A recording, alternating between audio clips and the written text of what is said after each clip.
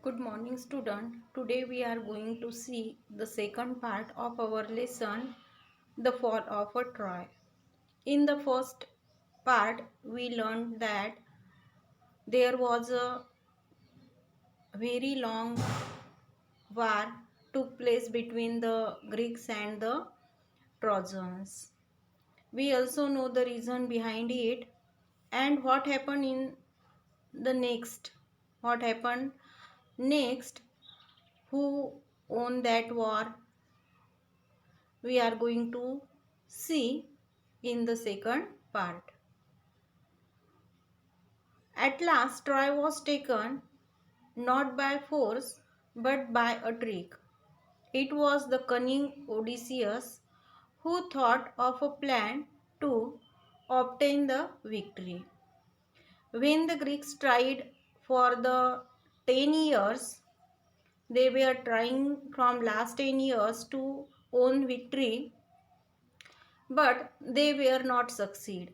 So one of the soldier of the Greeks, whose name was Odysseus, he thought of a plan to obtain the victory, and according to his plan they took the charge of the Troy, not by force but by a trick. Let us build a great wooden horse, he said, big enough to hold men inside it, and let some of our best fighters hide in the horse. Then he told about his plan. He ordered to build a great wooden horse, and the horse should be big that some men or some soldiers were hide inside it. Then let us burn our tents and pretend to sail away in our ships. But instead of sailing away, we will return in the night. When the Trojans are asleep, we will attack the city and burn and kill. Then he told that after making the great wooden horse, they should burn their tents and pretend to be sail away in their ships. But according to their plan, they did not sail away far from that place, and they will return. They will hide in their ships and they will return in the night. When the Trojans were asleep, when the Trojans were asleep at night, they will return, and at that time they attack the city, attack the Trojans, and they burn the Trojans and they kill the Trojans. This was the cunning plan of the cunning Odysseus. The Greek leaders decided to follow the advice of the wise Odysseus. So a great horse of wood was made by a skillful engineer, and the greatest heroes, Menelaus, Odysseus himself, and others entered it. The last man to go in being the architect himself, who knew the secret of opening and shutting the entrance. That evening, the Greeks burned their tents and sailed away in their ships. But they did not go very far. Only one man was left behind to persuade the Trojans to drag the horse into their city. And according to their plan, they, great leaders, when they heard the plan of Odysseus, they agreed to follow it because there was no other option for them. They were fighting from the last 10 years, and still they did not get victory over the Trojans. So they decided to follow his plan. Then so, a great horse of wood was made by a skillful engineer.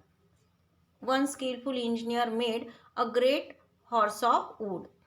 Then some great heroes, Menelaus, Odysseus himself, and other some soldiers hide in the horse, and the last man who entered in the horse was the architect of that horse, because he knew how to open and how to close the entrance door of the horse.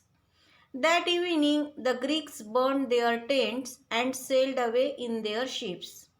And according to their plan, that evening they burned their tents and sailed away in their ships. But they did not go far. They did not go far. Only one man was left behind.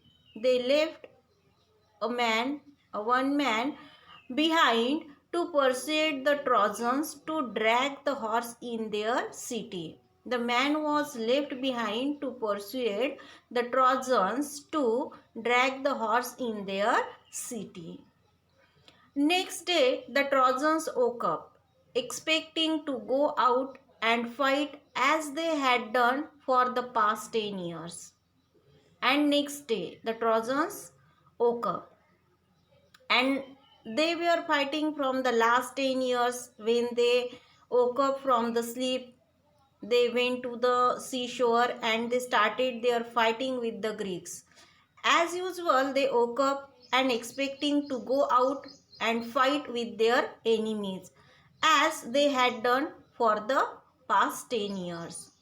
What delight and surprise they left at the sight they saw on the seashore outside the walls. But when they came to the seashore, as usual, to fight to the Greeks, to fight to their enemies, they saw something unexpected on the seashore.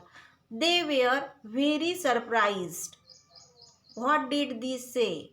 It seemed that the long siege was over at last. They saw no enemies. There was no enemy on the seashore to fight with them, and they thought that the siege was at last the siege was over. The tents had been burned.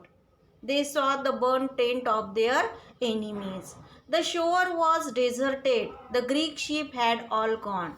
They saw that the shore was deserted and all their enemies had gone. It is peace at last, they cried, and opened wide their gates and came out in large numbers on the plain, glad to be free again to go where they please. They